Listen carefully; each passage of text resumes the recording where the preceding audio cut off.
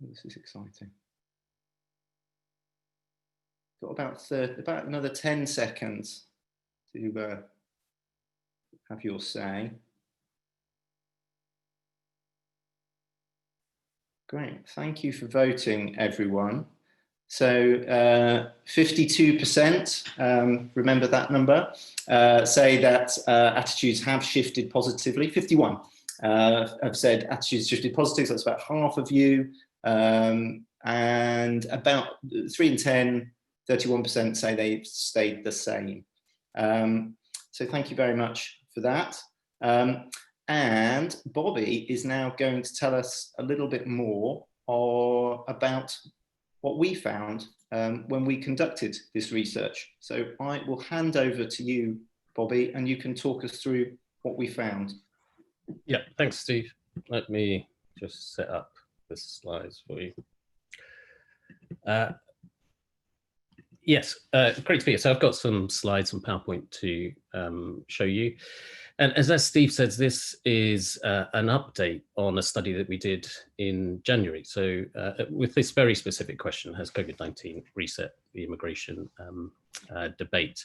And there's good reasons why you think it might have. And actually the poll shows that among yourselves that there is good reasons to think that you might have. So there has been more positive contribution, more positive coverage of immigration's contribution in all sorts of different ways, just as a kind of background noise and implicit messages from lots of coverage, but also very explicit and specific things, with Boris Johnson praising immigrant nurses who saved his life.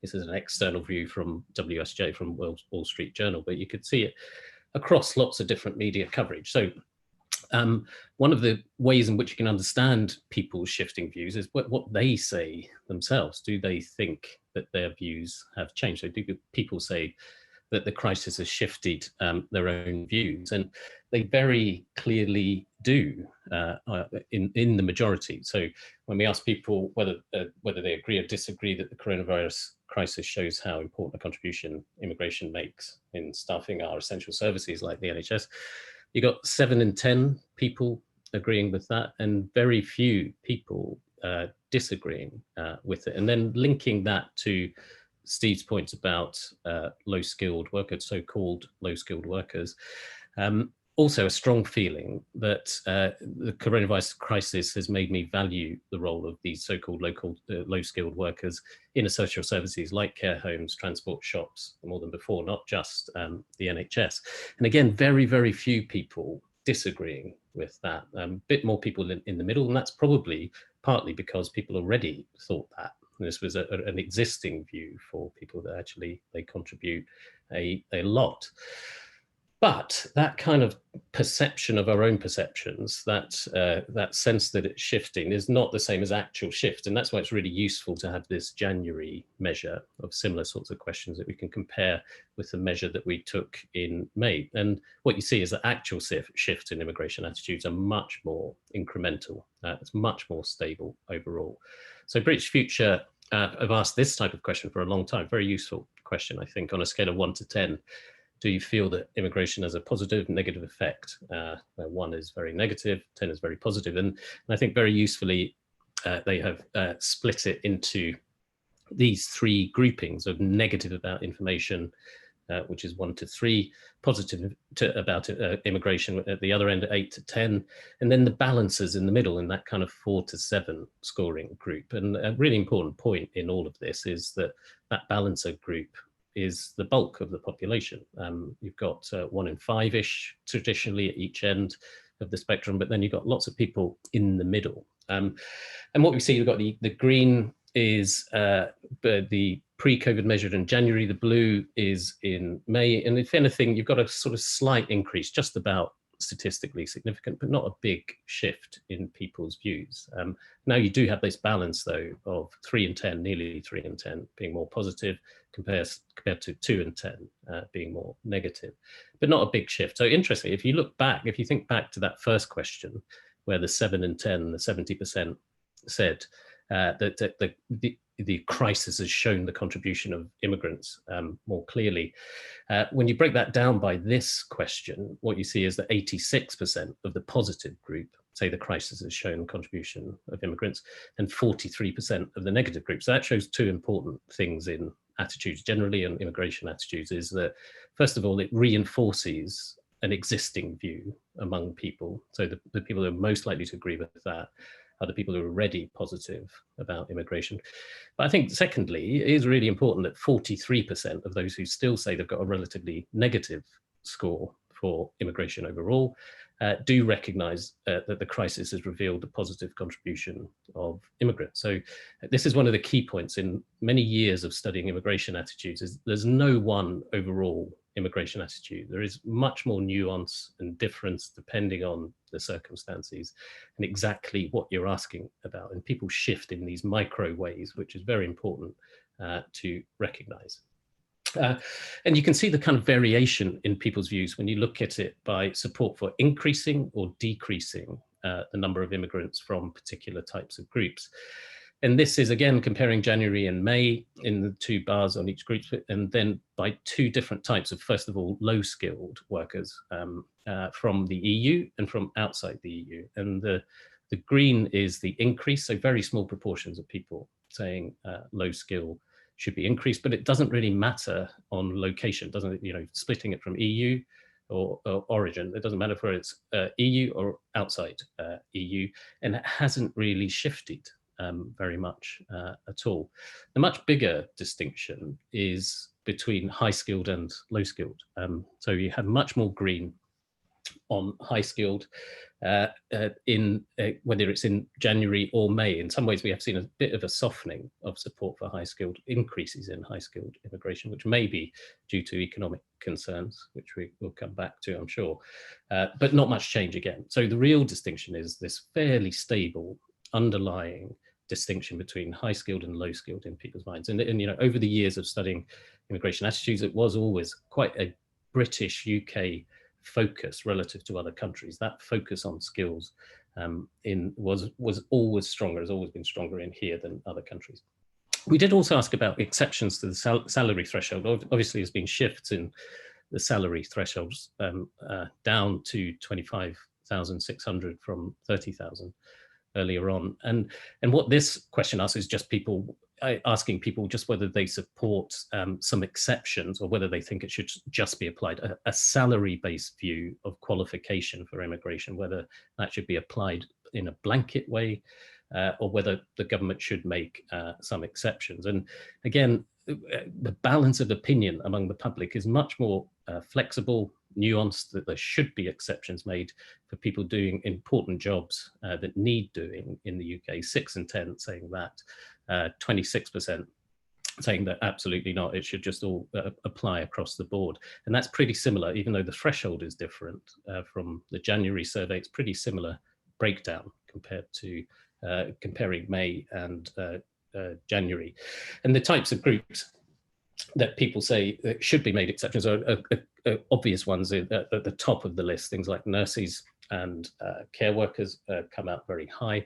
There may be other mechanisms by which the government can move those numbers in any case, but that's a kind of public perception of these are the types of roles where salary thresholds are not the right mechanisms, is not, it should be more flexibility around that. So the third point, I've only got 4 points for you to run through. The third point is on the points-based system. And we have seen some shifts in that, not across the board, but we have seen some shifts in that comparing January and May. So when you compare the two, again, green and blue bars, looking at the top three first, they have stayed the same. They are very consistent between them, very consistent over time. That having an occupation needed by the NHS comes out on top in terms of this is the proportion of people, the portion of points, high or medium points that people would give to these different occupations or sectors. So that has stayed the same. You've got 80% of people giving high or medium points to having an occupation needed by the NHS, being high skilled in general, including scientists, doctors, engineers, architects, and then a very flexible category. Again, that flexibility coming through in people's opinions, having skills or experience in sectors where there are high levels of vacancy. So the responsive nature of this brings high point assignment out from people. But we have also seen some shifts further down the spectrum on this, and all increases in the post-lockdown measure. So there's bigger proportions of people giving high or medium points in for immigrants who are taking a role as a teacher, care worker, agricultural worker, builder, hospitality sector, but even things like the finance sector, increases in people saying these needs, these workers should have high or medium points, which may have that sense of needing these types of roles in a crisis. But equally, whether that lasts into the future as the economic impacts of the crisis unfold, that would be an important thing to track. It does increase across the groups. It has increased across the groups. The amount of points, high and medium points that people are giving do apply across different groups, but there's some very big differences between age groups, where there's been a doubling of the proportion giving high points in many of the categories among the 18 to 24-year-olds. So 18 to 24-year-olds over the course of the crisis have become more generous in how they would assign points, as have people from minority ethnic groups, more than doubling the proportions giving high points across most sectors. And interesting, we can reflect on that maybe in the discussion about whether that's a sustained shift, whether that will continue. That links to my final point, is that, okay, we haven't seen big changes during the crisis across the board, but even if people feel that they've moved themselves, and that's not surprising to me because it is incremental, nuanced views. But the most important point to remember in some ways is that the real shifts are longer term. The reset moment in many ways has built up over the last 4 or even more years. And you can see that in all sorts of different questions and data points. So this is Ipsos Mori's immigration is the most important issue over time, all the way back to 1973.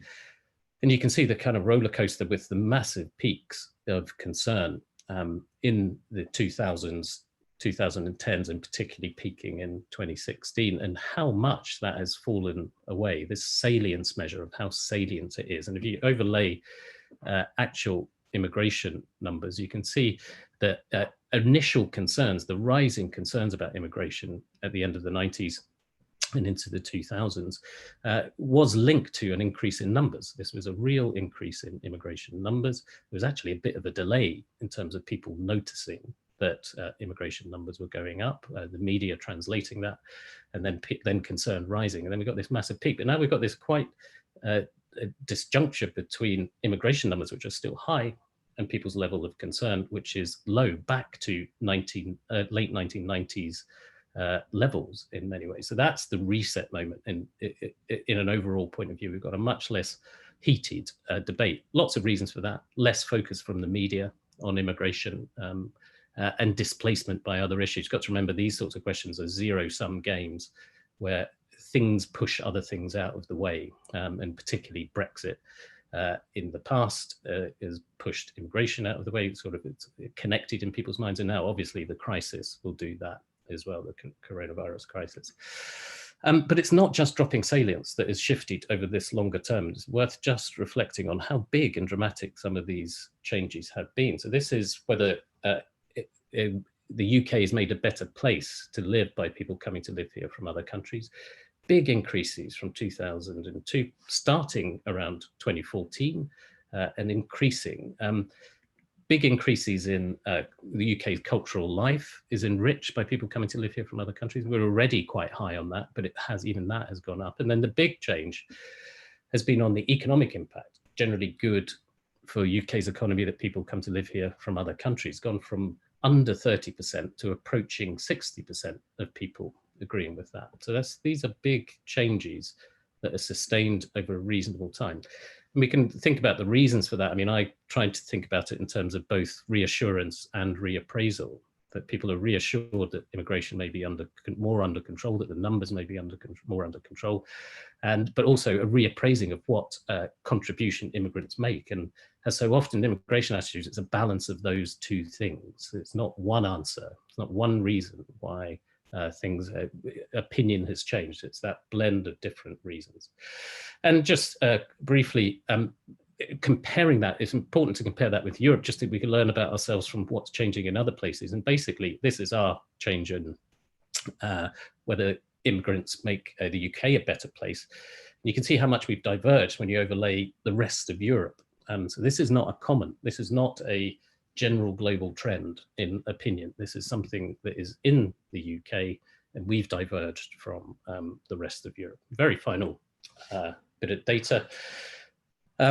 This has become more generational in many ways too. So this is the trends from 2002 up to 2018. And you can see at the beginning, and they're the different generational groups, the pre-war group, baby boomer, Generation X, and millennials. And you can see at the beginning of this series, at the beginning down here, there was about a 12-point range for, between all the generations. They were within 12 points of each other. But if you look now, let me see if I can, oops, sorry.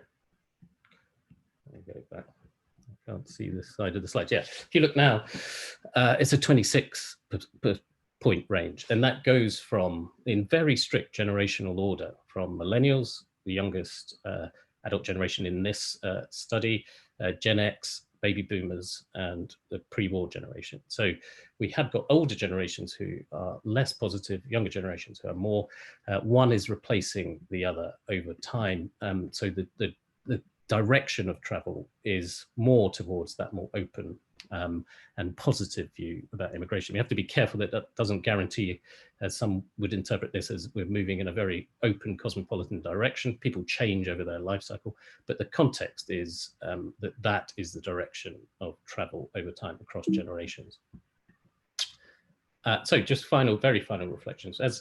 Again, as Sunda often says, perceptions of perceptions on immigration are vital to the policy response. And what we think people think really sets the tone for the policy response. And so it's really important that we get this right, that we understand what's changing and what isn't. This isn't a fleeting moment, and that's good in some ways. The immediate crisis has revealed and reinforced these longer term trends rather than completely altering them. And I think that's important. And I see that as a positive, whichever side of immigration debate you're on, that we'd much rather have sustained and stable changes in views rather than people swinging around in different directions. So this is good as a context for looking forward. From a government and a policy point of view, it does seem that there's room for more flexibility in the government's response. People are quite flexible. This gives a context in which people are flexible and are open to ideas. And the generational, not just age trends, suggests this will continue. We're not seeing massive swings around by age groups. We're seeing this general incremental change over time. So again, good, useful, stable context with flexibility within it. But of course, I'm sure we'll get onto this in the discussion, that the short and medium-term impact from COVID-19 on the economy, as we're seeing in the US with more restrictive approaches, more about protecting native workers, will have a powerful effect. And then we've barely mentioned Brexit. I got away with barely mentioning Brexit at all, but I'm sure that will come up in the panel and discussion. Thank you.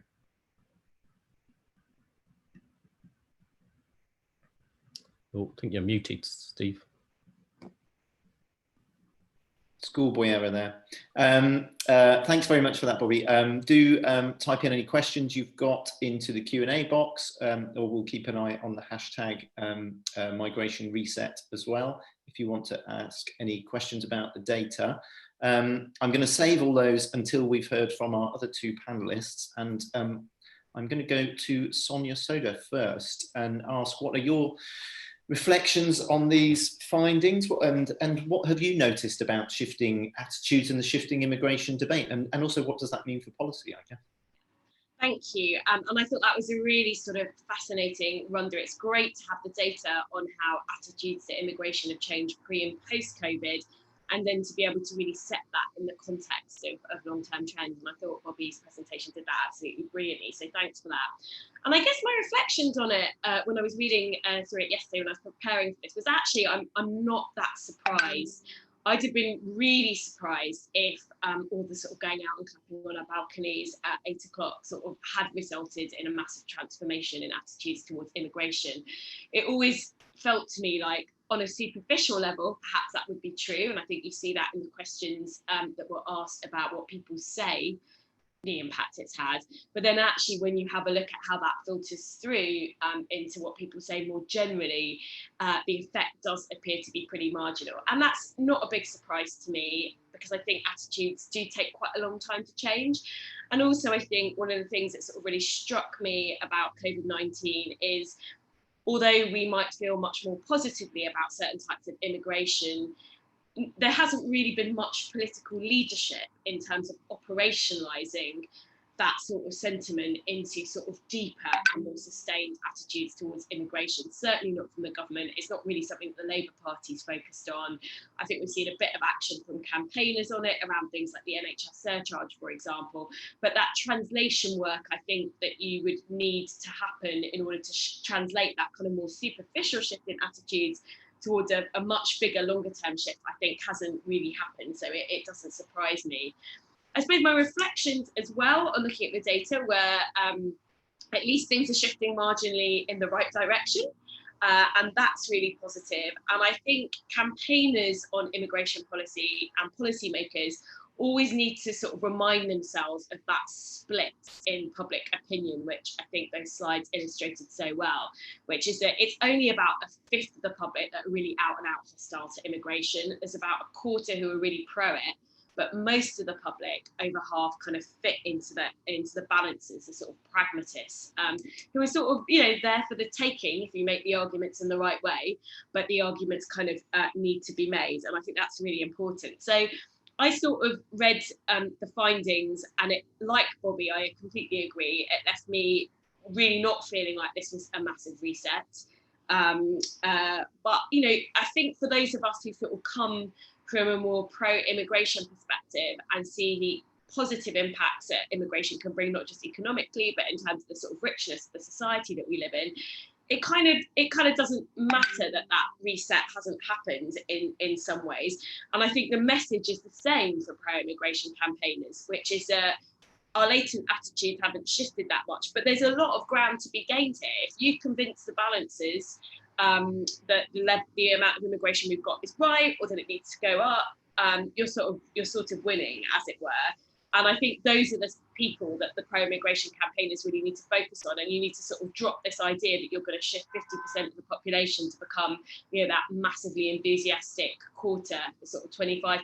So I think, as somebody who sort of writes about immigration from time to time and who talks to people who are involved in kind of campaigning on immigration issues, I think that's a really important lesson to come out of this, which is how do you frame the arguments to appeal to that 50%, rather than hope that just by hammering home the arguments that really appeal to the quarter who are most positive about immigration, you'll sort of tip people over, because I just don't think that that's how strategic comms works. So I think that's really important. And then I think the other thing that's very striking to me is that although we've seen sort of that superficial shift in public attitudes, there really hasn't been a reset in the political debate for me, and that's where I'd really like to see a reset come. And, for me, the big sort of puzzle of immigration policy of recent years has been the fact that, Theresa May's hostile environment and all that went along with it, including, her much sort of tougher approach to immigration, the £30,000 threshold, that all felt like it was kind of quite designed to appeal to quite a small slice of the electorate. We know it's small, and we know it's shrinking if you look at kind of the Hope Not Hate studies. That small proportion of the electorate whose hostility to immigration is really motivated by bad things, by hostility to people who don't look like you, and by racism, essentially. And to me, that's always been a puzzle, because there are not very many of them. And they're shrinking, and yet it really feels like the Conservatives' sort of immigration policy has really been, the thrust of it has been guided by that. And I suspect that some of it is just that the Tories feel that those are the people that, particularly when there is a threat from UKIP, that, those are the people that they sort of needed to keep on board or bring back on board from UKIP. But I also suspect that there's probably something about that perception of perceptions argument going on. And I wonder, do Theresa May, does Priti Patel, do they really realise that perhaps our attitudes towards immigration as a nation aren't quite as negative as you might think if you go and look at the hostile environment and think, wow, well, this is a sort of populist policy that's designed to appeal to voters. So it is really hard for me to see, you know, where is this well of support for what Theresa May's done with the hostile environment, and, you know, which has very much been sort of maintained by Boris Johnson and Theresa May, Priti Patel rather. And I think, you know, in terms of policy, if you look at the changes that Johnson's made, well, on the hostile environment, that there really haven't been very many. You know, they're still fighting, you know, they chose to fight the High Court ruling about right to rent being racially discriminatory. Doesn't seem like there's been very much change at the Home Office. Fees are still absolutely extortionate. There's still very much, it seems, a policy of not only making the UK a worse place to live if you're not legal, which has real implications for people who are here legally, who find it difficult to prove their status, or who, you know, simply look different if you're trying to rent from a landlord, but also you know, this policy very much of making it much harder for people to regularise their status because of all the bureaucracy that comes with the Home Office, the extortionate fees, the fact that, you know, young people, if you've gone to school in this country for most of your life, it can still take you 10 years, thousands of pounds, a lot of Home Office bureaucracy to regularise your status. It really feels like the hostile environment is a policy that's designed to catch people out, to push people into becoming illegal, and then to make their lives intolerable when they get there. So that still very much feels like much of a feature of Johnson's policy, despite, you know, the fact that he took a more liberal approach when he was Mayor of London. And then, yeah, he's made some marginal improvements to the sort of immigration framework. He's kind of lowered the threshold, put in some more exceptions. But, you know, it feels like a lot of the core problems are still there. There's still massive uncertainty about how it's going to work for low-paid workers, for example, in care. And, you know, we need 800,000 extra care workers over the next 15 years because of an ageing population. But it's very unclear whether we are going to be able to build that work, continue to build that workforce through immigration once the new kind of system kicks in. So I think that's kind of a big problem. And then the other thing about it is it still feels very much centred around this idea of you come, you do a bit of time and you leave. And that's, you know, as all of British Future's work has shown, and, you know, my conversations with Sundar have really sort of informed our approach, I suppose, at The Observer, our editorial line about The Observer. It's really strange because that's not what the public want. The public want people to come, to become British, to stay, to really properly integrate. So I think, again, you've got this sort of big disjunct between government policy and what people actually want. And you've got government policy working actually against the sort of immigration that the public would like to see. So I think, you know, that raises a question, well, what do we need for a political reset of the debate that might capitalise on the fact that actually the public, most of our attitudes towards immigration are really a lot more pragmatic than you might think from looking at a hostile environment. And I personally, you know, I worry about focusing so much on the economic arguments, which I think pro-immigration campaigners have done historically. I think the anti-immigration economic arguments, they're not right. They're sort of, you know, the fallacy of sort of the lump of labour fallacy, that there are only a certain number of jobs in the economy and the more people that come in, the more wages go down. They're not right, but they're really, really intuitive. And so I think, you know, they're hard to counter. And the more that pro-immigration campaigners go, yeah, but you've got the economics wrong, you know, immigrants spend money, etc. It's really hard. Once people have caught onto an intuitive idea like immigration depresses wages, it's very hard to counter that and bust that myth. And we know that from work on framing and strategic comms.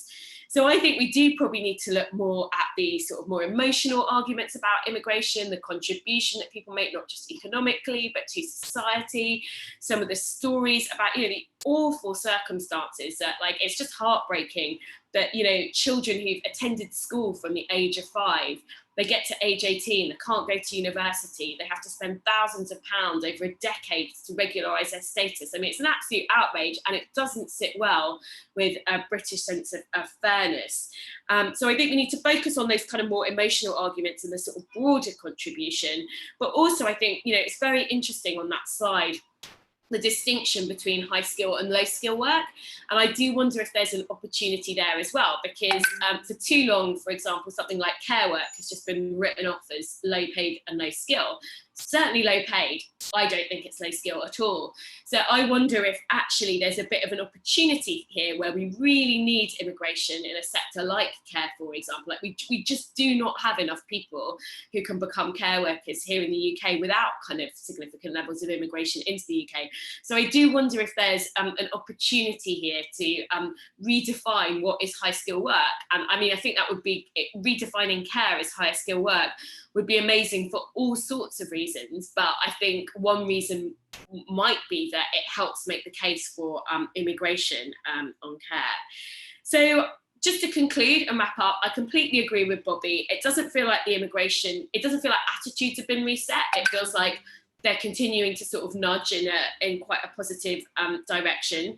I don't think the political debate has been reset at all, and I think that's actually a bit of a shame, and I would like to see progressives, and particularly the Labour Party, sort of do a little bit more here. And so for me, I feel like if you're a pro-immigration campaigner in this climate, what you really need to focus on is not just kind of making the arguments, but thinking about how you can push people who might be sympathetic towards the political leadership that I think you need to convert some of the stuff from, some of the sort of more superficial change in attitudes coming out of the pandemic into a sort of a more permanent boost that might sit on top of some of those long-term trends. That's great. Thanks ever so much, Sonia, and lots of food for thought there, as shown by the number of questions we've got coming in as well, which is really encouraging. So thanks everyone for posting those, and we will come to those shortly. But first, I'm going to ask Sundar as well to give his reflections on this, and maybe on some of what Sonia's been talking about as well. You'll have been very pleased to hear that we need to talk more to the 50% audience, given that that's been a big focus in a lot of British Futures work. But over to you, Sundar. Thanks, Steve. I think COVID is a really big reset moment for immigration itself. I think, for start, it stopped a lot of immigration for now, and that will start coming back slowly at some point. It will transform the economic context, more than we've seen for the next 10 years. And so a lot of the ways people have been talking about the immigration reform debate has been about a set of economic conditions that probably won't be there for a year or two, and we don't know what that will mean. But it hasn't really reset immigration attitudes that much, or it's reinforced them. It's changed the political debate and the media debate about those attitudes more than it's changed those attitudes. So I think it's interesting to try and unpick that, because what we're looking at over 4 months is a reinforcement of what the public already thought, but quite a dramatic shift, I think, in media discourse about that. But what we were looking at over 4 years was one of the biggest shifts on any issue we've seen in attitudes work. So there's this very big story about why have attitudes shifted, and what do we learn from that, and what space does it create, and what space doesn't it create. And so, I think we've had a very good account of attitudes from Bobby and some of the political challenges there from Sonia, but it's worth thinking about what we've learned and what we haven't learned. The thing that surprises me about the big attitude shift, there's no doubt at all that it's dropped in salience. It was a top 3 issue for ages in 2014, 2016, the referendum. It was often a top 1 issue. We did the work in January, it was a number 9 issue. It's just hanging on in the top 10. Sometimes it's in the top 10, sometimes out of the top 10. So that sense of the pressure on immigration has really gone. And then you've got this more complex story of the warming up. What's interesting is on most issues, campaigners tend to welcome information that attitudes are shifting in their direction. If you said to people on climate change, people are getting more concerned about climate change or poverty or inequality or public spending, people say, that's great, let's go and tell the government about how attitudes are shifting in our direction. There's something about this story of the shift in attitudes on immigration where the people who would be most pleased if it was true are most sceptical about whether it's happened or not. And therefore, it tends to be actually the right in media terms that is saying this has happened, people are quite reasonable, people are quite pragmatic, and the most pro-immigration groups say, oh, we don't really believe it. Now, some of that, and there's an opportunity here in COVID, some of that is just feeling very conflicted about Brexit. And if people tell you this happened around the time of Brexit, some of it was because of Brexit, and Brexit has given you a positive shift in immigration attitudes, then people who are pro-immigration and were anti-Brexit and feel that the Brexit referendum was won against immigration, of course, on issues like the campaign about Turks, that was a big part, not the whole message, but it was a big part of the message. It feels emotionally very conflictual, I think, to get hold of that. So it might be that the story of COVID, clapping for the NHS, being aware of care workers, makes people who weren't very happy to take the shift in immigration attitudes because of Brexit able to reconcile themselves to the shift in immigration attitudes because of COVID, and we can all end up back where the evidence actually is that attitudes have shifted. It was always the case, though, that this control story, Bobby has said a lot about this, the control story was only half of the story about the shift of immigration attitudes. There was also a compassion story about the shift of immigration attitudes. There was a shift, as Sonia has said, sort of arguing about the net contribution of GDP and the tax take, etc., just goes over people's heads. They don't know about it. But there was a different shift in the faces and voices of the 3 million Europeans in Britain who felt insecure and wanted to stay here, and what did we all think of that? That personalised those statistics. There was a big shift and a big wake-up moment that we still need to do more with Windrush. In two ways. I think, you know, there is a degree of surprise among politicians that after 10 or 15 years of believing that you can't always be as tough as you want because of the economy, but if you are tough, you'll always be in touch with the public, to actually get a public backlash for being too tough because you were cruel, and because you were cruel to people who had a status, and the public are as angry about that as they are about you dropping the ball on other things. That was a surprise to the politicians, and they've sort of been working through that. Okay, it's control, but it's also compassion. We thought you have to choose. How do we do both? I think there is still, you know, a very big opportunity in the fact that the Home Secretary yesterday accepted in full Wendy Williams' very good report about Windrush. There's an opportunity for the Home Office to go on a process it's never been on before, without politicians saying that's, you know, sorry, we can't do that because the public always wants us to be tough. The hostile environment is very popular. So there's a big chance, I think, to do what Sonia was saying we should do, which is to shift away from these statistical arguments, to have a bit more empathy and compassion and human stories. There's also the question of what, you know, migrants themselves have felt about this. And I think that is different for different people at different times. I think non-EU migrants were quite indifferent to Brexit before it happened, and, you know, felt there were different things going on. I think EU migrants found it very discombobulating, really, you know, in a very big way, that this choice had been made, and it felt like it was about them. And so being told it wasn't about them isn't the thing. Is, you know, it might not convince. What's interesting in our national conversation work, where, you know, it's everybody in the country is in the conversation, and so we've got as many EU and non-EU migrants sitting around the table with everyone else. You know, EU migrants are very pro-free movement, as you'd expect. Their average score is 7 out of 10 for immigration. The average score of Commonwealth migrants is 7 out of 10. The average score of British-born minorities is 6.5, and the average score of white British people is 5.5 or 6. So there is a more positive view, but actually all of these groups are liberals and balancers. And actually, when you get to the what should we do about it, what's fair, you get a lot of potential convergence that I think we're not aware of around making routes to citizenship good for migrants, it's good for the communities they join, dealing well with the pressures on public services are important. So I think we found out some important things that we could still unpick more about what have we learned from attitudes. If you thought it was all about numbers, it was in the rise, but in the fall of it, the numbers have stayed high. There's more non-EU migrants, there's less EU migrants, but obviously attitudes have softened without numbers falling. So it can't all have been about numbers.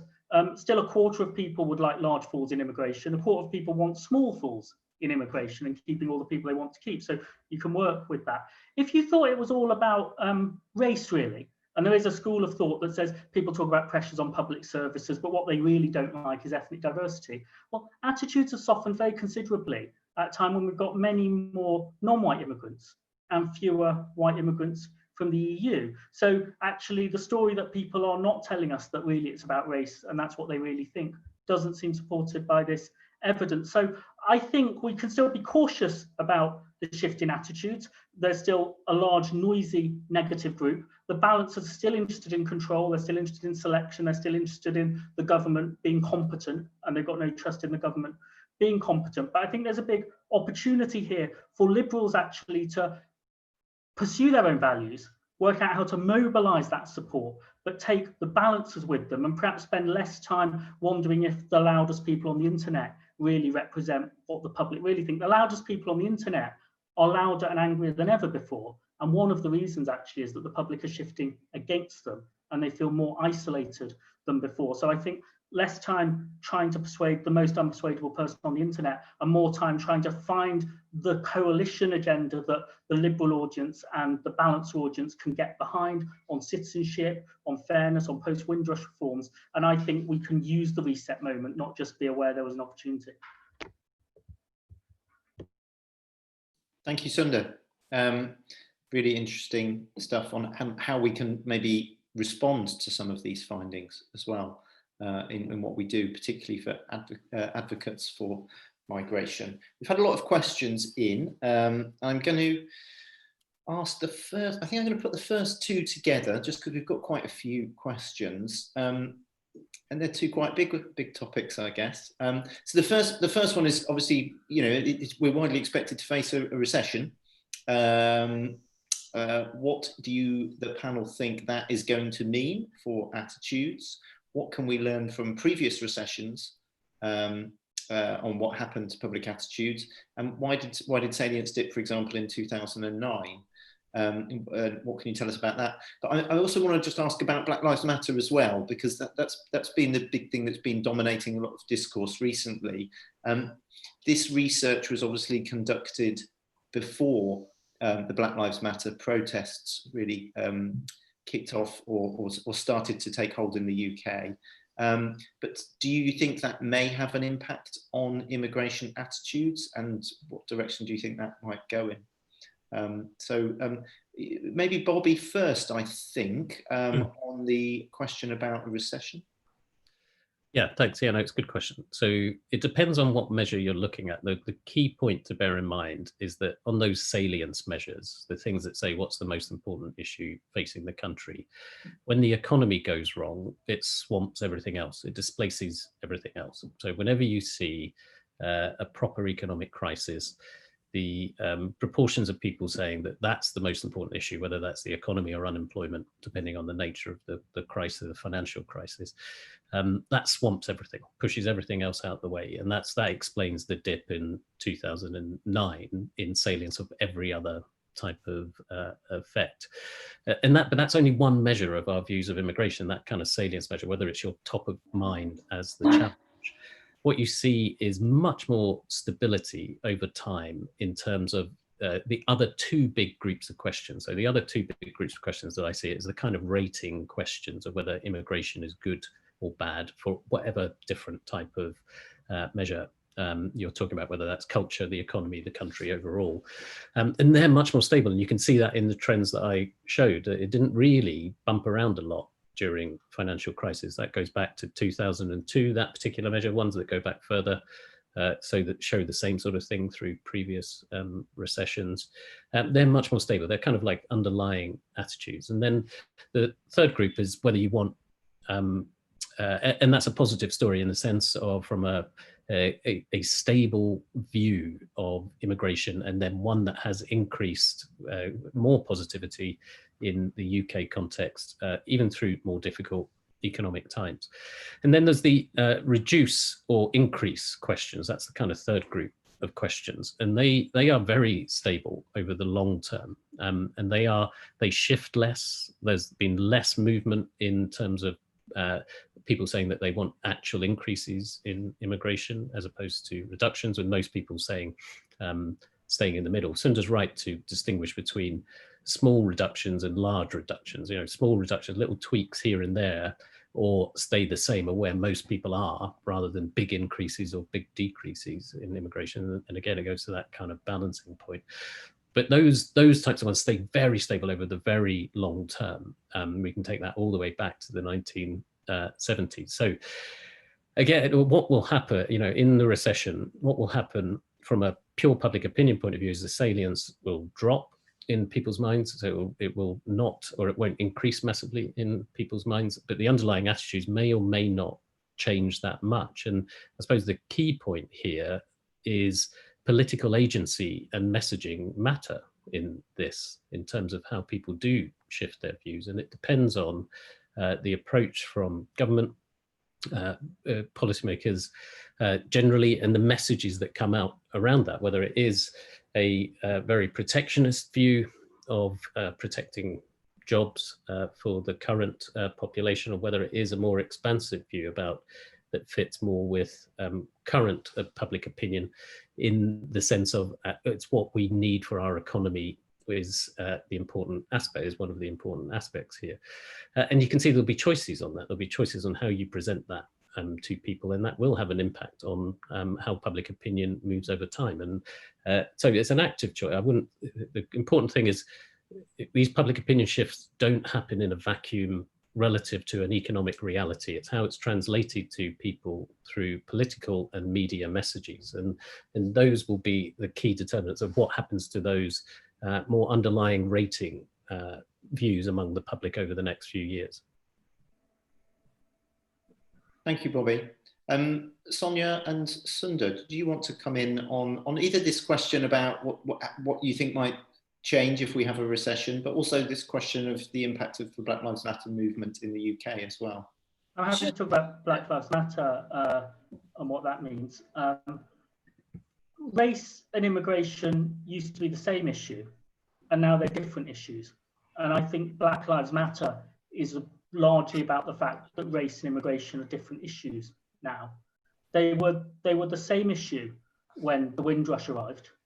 They were still the same issue when Enoch Powell made the Rivers of Blood speech, send them all back before they have any children, because people like Sundar are born here, it will be irreversible then, and we won't be able to deal with that. And now they are separate issues. And so migration attitudes explain this, actually, because the first generation of Commonwealth migrants had very positive views about Britain, British democracy. There's a phenomenon called migrant optimism.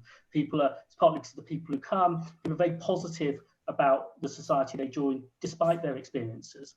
And their British-born children have much higher expectations. And so disillusionment, in a way, with Britain, British democracy, equal opportunity is an integration effect, that actually people are expecting equality. And so half of ethnic minority people in Britain are British-born.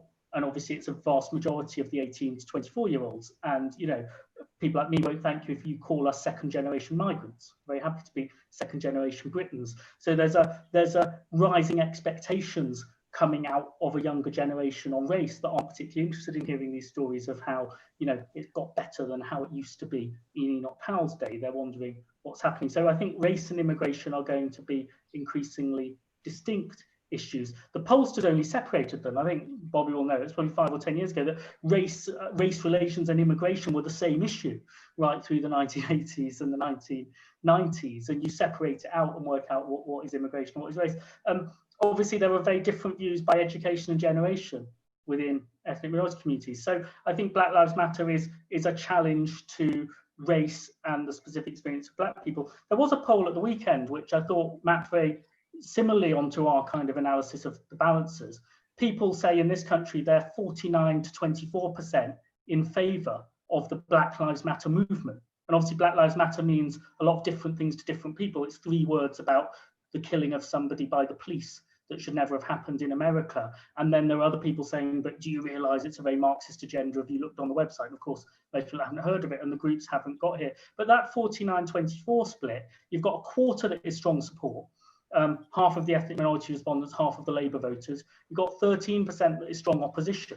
And then, the median view is 10 to support, or I'm not sure, which basically means racism is very bad, but maybe this will divide, or I do support it because they're right about the issue of racism, but I don't know what the agenda is yet. And so we see a similar view, and I think it will be harder on race, actually, to give the balancers a voice. Most ethnic minorities are balancers who are pleased to see the issue go up the agenda and see more urgency inside institutions. Most white British people are balancers but don't really understand why we have to take down all the statues. And so most campaigners don't want to take down all the statues. So the distance between sort of the balancer sort of white population, the balancer ethnic minority population is quite hard to put together, actually. But I think that isn't about immigration, that's about race.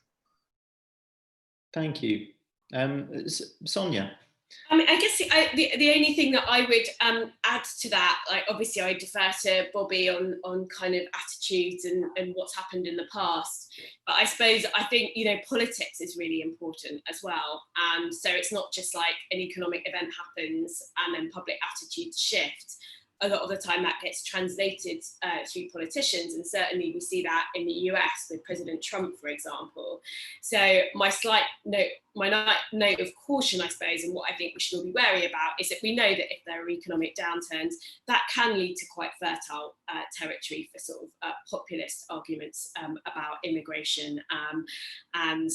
You know, it's very clear that Trump in the US is trying to create a culture war and, you know, trying to maximize a culture war because he thinks it will do him well in the polls. And I mean, this isn't just true on race. I think it's true more broadly of Boris Johnson and Dominic Cummings, but I think they are showing that they're not afraid to sort of get into sort of culture wars territory as well. So I just think, you know, we all kind of need to be alive to that, really.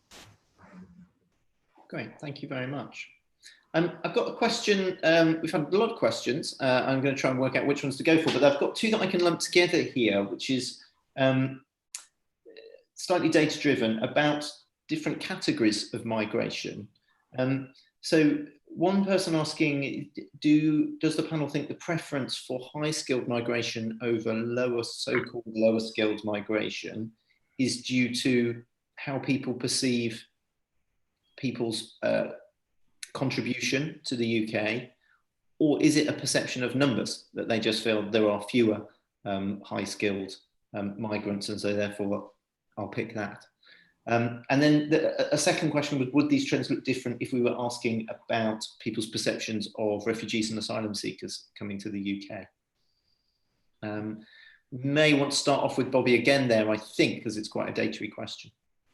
Yeah, no, it's a great question as well. It's Christabel's question. I mean, it's kind of, I don't know the answer. So this has been a long theory of mine as well, that we nearly tested once, and we need to definitely test it, is whether, so effectively the idea is high skilled a shorthand for lower numbers? And I think it's unanswered rather than proven, because I think there are clues in the trends that say it's not just about numbers, that it is something else, because we've had that greater focus on skills as a distinguishing factor for who should come to our country and who should not, in all sorts of different situations, in terms of numbers themselves and in terms of our overall attitudes towards immigration. So our overall attitudes have become more positive. We seem more relaxed about elements of the numbers of it, but that distinction between us and other countries on the focus on skills suggests that that skills level still stays there. That is still there in our thinking. So I think what we would find, and I think we should definitely find a way to test it, it'd be a very simple thing to test with the right kind of experimental design, is I reckon we will find it's a mix, as everything else in immigration attitudes that I've found over the years. It's a bit of a mix. You've got some people who will be saying, actually, higher skill, that means there's going to be fewer.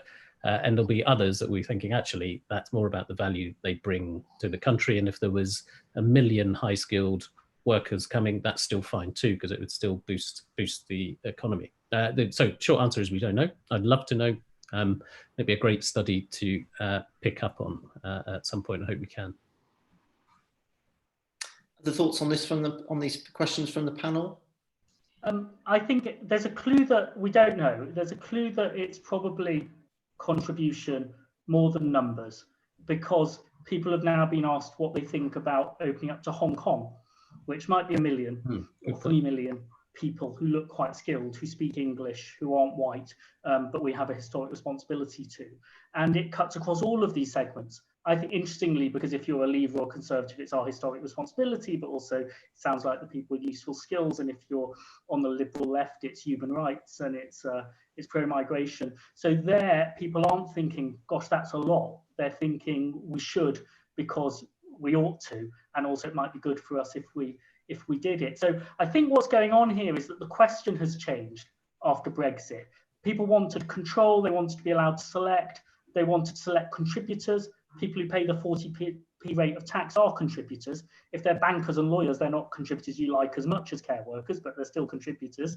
That's good. And then care workers are contributors. So the skill thing is capturing contribution matters, paying a lot of taxes contribution, but it's not the only form of contribution.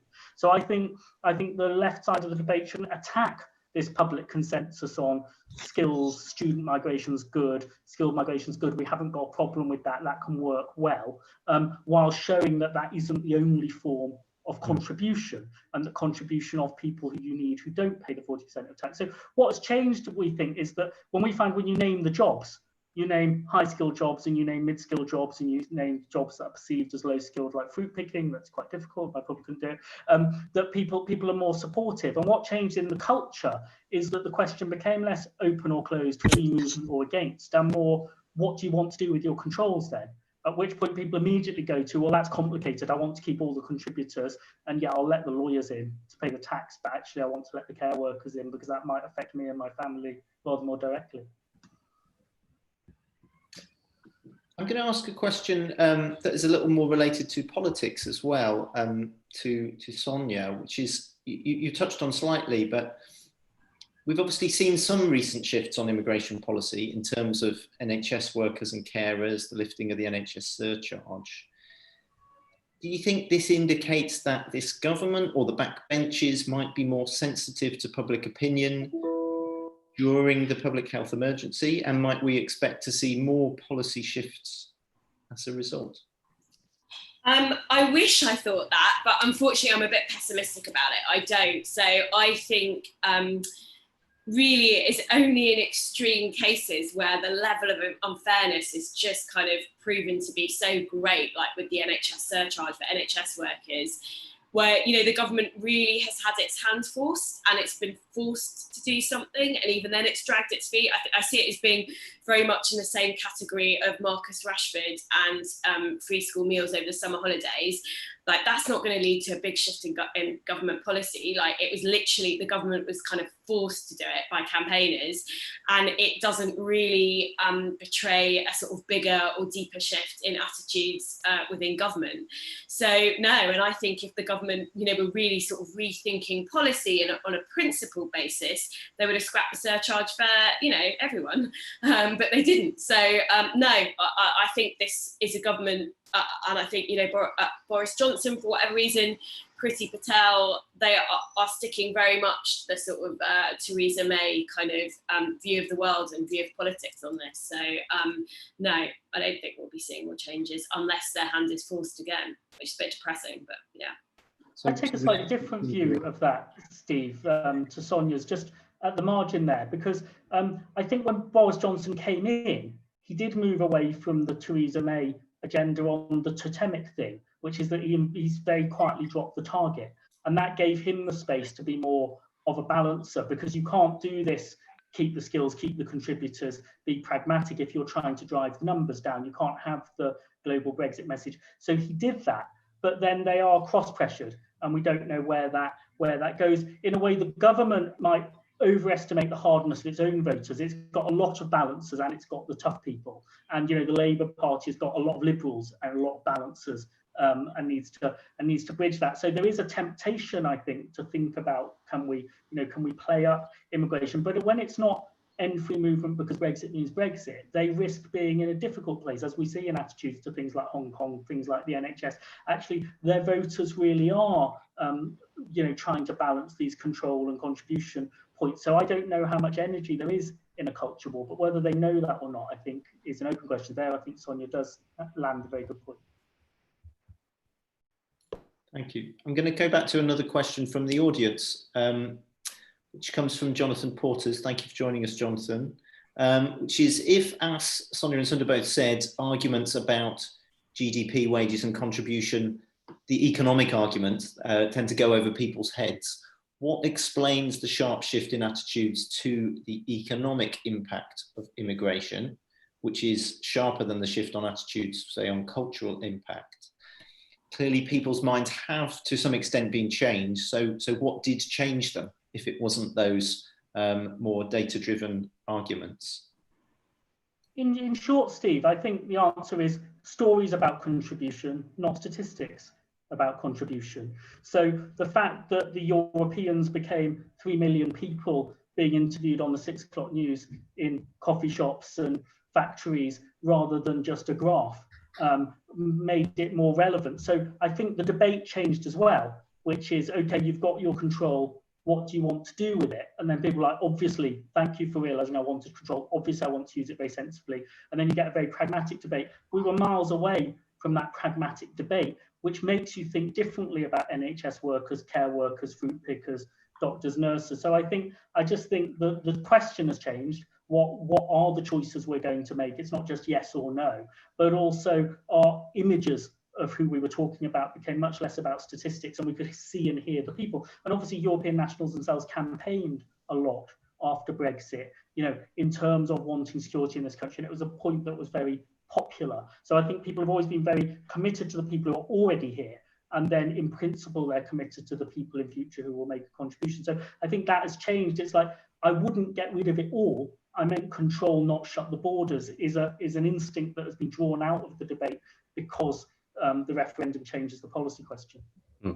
I think there's also, so having done loads and loads of stuff on misperceptions of social realities, the limitations of a fact-based approach to changing people's minds is really clear. Is that, with storytelling animals, emotional response is really, really important in how that works. But I mean, the conclusion from that, for me, from having looked across lots of different areas, is not then that facts are useless for everyone.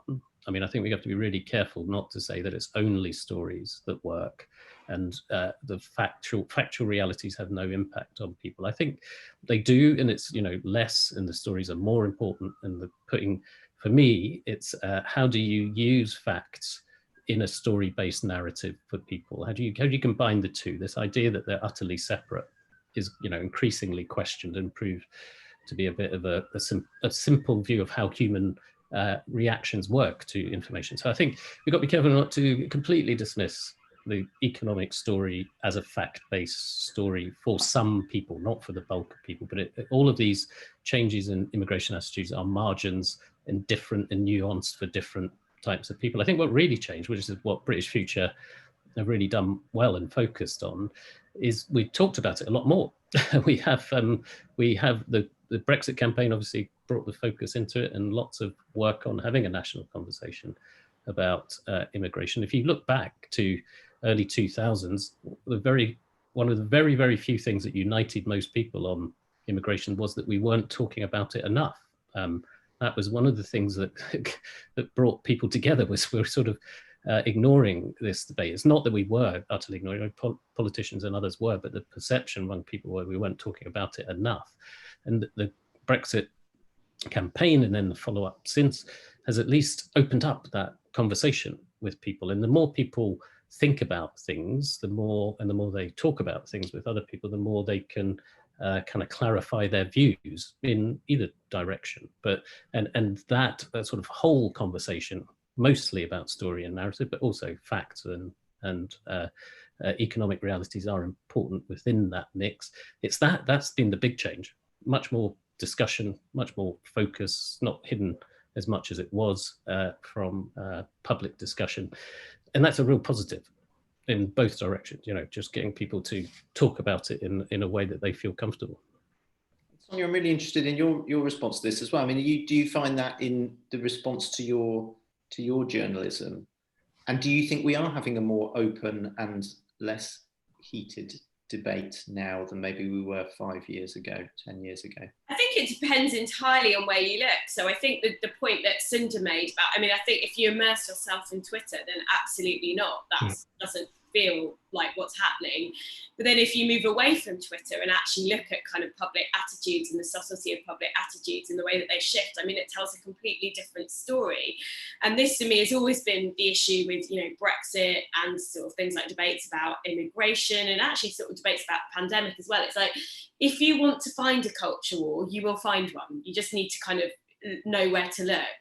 And I worry that sort of level of culture war actually changes, because politicians engage on Twitter as well, and they sort of go on all these radio stations like Talk Radio, for example, which really do sort of culture warize everything. And then I feel like it affects that probably, they're humans too, they have cognitive biases. I'm sure that that affects their perception of where public attitudes are at. And for me, with something like Brexit, it's always been really important to remember that Twitter isn't the public.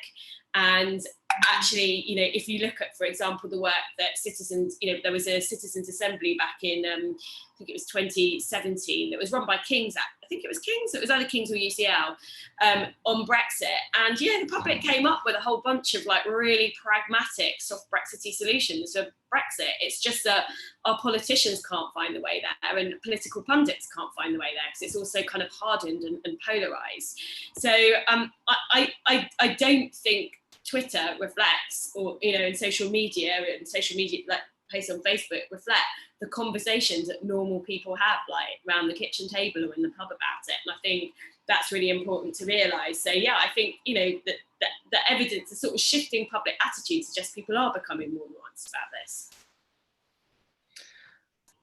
Thanks. We've briefly lost Sundar. I think he'd frozen and has now fallen away. So I expect he's trying to rejoin us.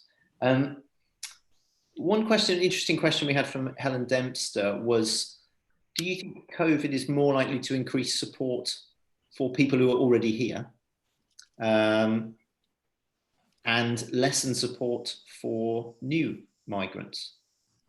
Is that a possibility?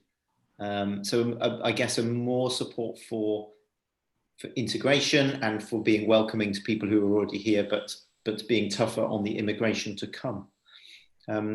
Do you think there's any evidence that that could happen?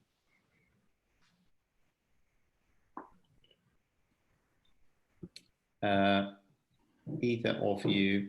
Sorry. Any thoughts on this? Yeah.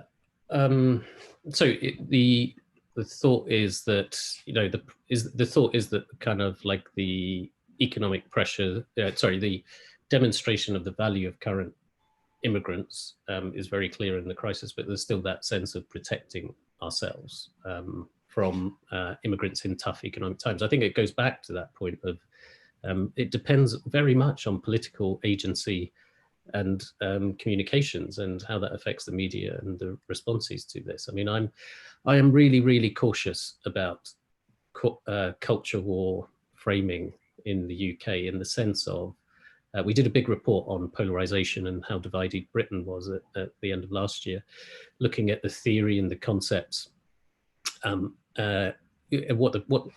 the underlying theory is of division, polarization, and then culture wars.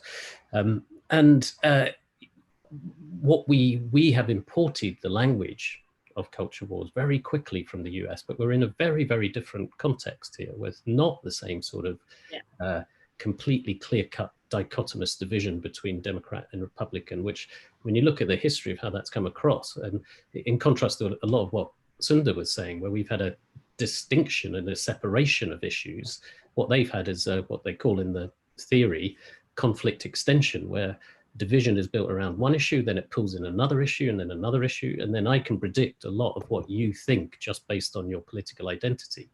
And we haven't had that sort of political party division that they have in the US, for that kind of really strong polarization and then culture war to grow up around it. What we have had is the Brexit identity overlaying, a very strong Brexit identity overlaying, culturally driven Brexit identity overlaying an economic political party identity. So we've had something that's much more akin to fragmentation than a very clear dichotomous polarization, this one big mountain of people against this other big mountain of people, bipolar type of approach to it. So it's much more fragmented rather than these big groups. What it says in the literature is you've got to distinguish between affective polarization, which is emotional reaction, and then issue polarization. Are you different on the views? Do you have different views? And they're not automatically linked. So you can dislike the other side without disagreeing with them. You can actually agree on quite a lot. And what we've probably got in the UK is some element of effective identity-driven polarization, but not the issue-driven polarization. But we can talk ourselves into it in terms of setting this up as a culture war. And I do think it goes back to that point of political agency. there is the chance, and there is this political strategy where division can be very effective in forwarding your own aims. And that kind of, that is the thing to be worried about and wary of, is the extent to which people try to use division in order to further those aims by talking up a culture war that really doesn't exist in the same sort of way in the UK as yet, but is, you can see in the US history, it can be created by political decisions and political strategy.